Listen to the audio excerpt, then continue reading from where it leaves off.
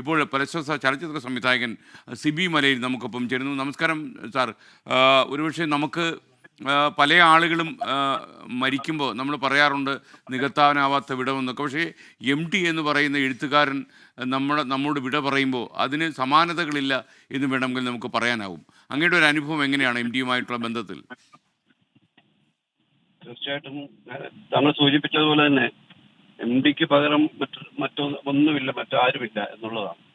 പകരം വെക്കാൻ ആളില്ല എന്ന് പറയുന്നതിന്റെ ഏറ്റവും വലിയ ഒരു ഒരു ഒരു ഉദാഹരണം MT സാറിന്റെ വിയോഗം തന്നെയാണ്. MT സാറ് ഞാനൊക്കെ എൻ്റെ കൗമാരകാലത്ത് ഒരു 10ാം ക്ലാസ്സിലൊക്കെ പഠിക്കുമ്പോൾ, ഹൈസ്കൂളിലൊക്കെ പഠിക്കുമ്പോൾ വായിച്ചു തുടങ്ങിയാണ് MTയുടെ കാലവും അസുരഭിത്തും നാലുകെട്ടും ഒക്കെ അന്നേ വായിച്ച് MT ഒരു വലിയ ഒരു ഐക്കണായിട്ട് നമ്മുടെയൊക്കെ മനസ്സിലുണ്ടായിരുന്നു. പിന്നീട് സിനിമയിലെത്തിക്കഴിഞ്ഞപ്പോൾ അദ്ദേഹത്തിന്റെ ഒരു തിരക്കഥ ചെയ്യുവാനുള്ളൊരു അപൂർവമായ ഭാഗ്യം എനിക്ക് കിട്ടി. കാരണം എൻ്റെ തലമുറയിലെ മറ്റാർക്കും കിട്ടാത്തൊരു സൗഭാഗ്യമാണത്.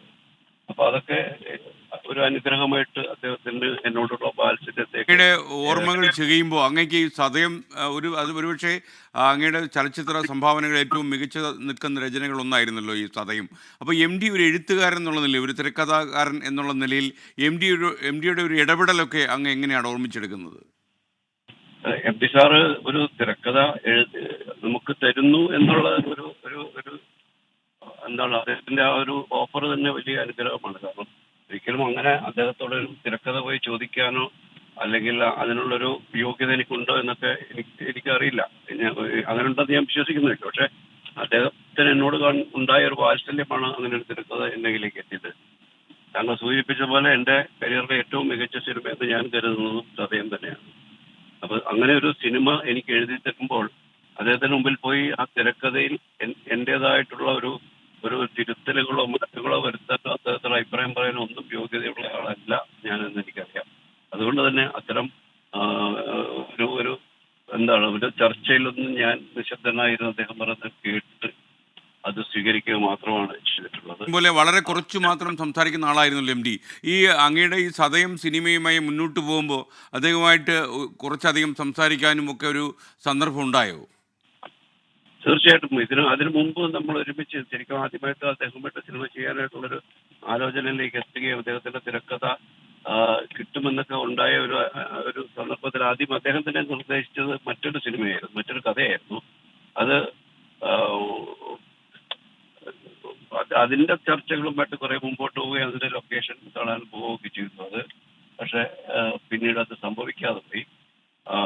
അതിന് ശേഷമാണ് സതയത്തിലേക്ക് എത്തുന്നത്. അന്നത്തെ ലൊക്കേഷൻ തേടിയുള്ള യാത്രകളിലൊക്കെ ഒരുപാട് കാര്യങ്ങൾ അദ്ദേഹം ഇങ്ങനെ യാത്രക്കിടയിൽ സംസാരിക്കാറുണ്ടായിരുന്നു.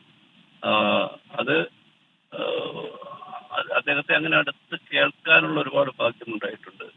പിന്നെ സതയത്തിന്റെ എഴുത്ത് പൂർത്തിയാക്കിയ ശേഷമാണ് അദ്ദേഹത്തിന്റെ അടുത്ത് ഞാൻ ചെല്ലുകയും അദ്ദേഹം തന്നെ അത് നേരിട്ടിനെ വായിച്ചു കേൾപ്പിക്കുകയും എന്തെങ്കിലും തിരുത്തലുകളോ മാറ്റങ്ങളോ വേണമെങ്കിൽ പറയണം എന്ന് പറയുകയൊക്കെ ചെയ്തു. പക്ഷെ എനിക്ക് അതിനുള്ളൊരു ആദ്യം ചെയ്യാൻ ഉദ്ദേശിച്ചത് ജൂലിയസ് സീസർ ആയിരുന്നു.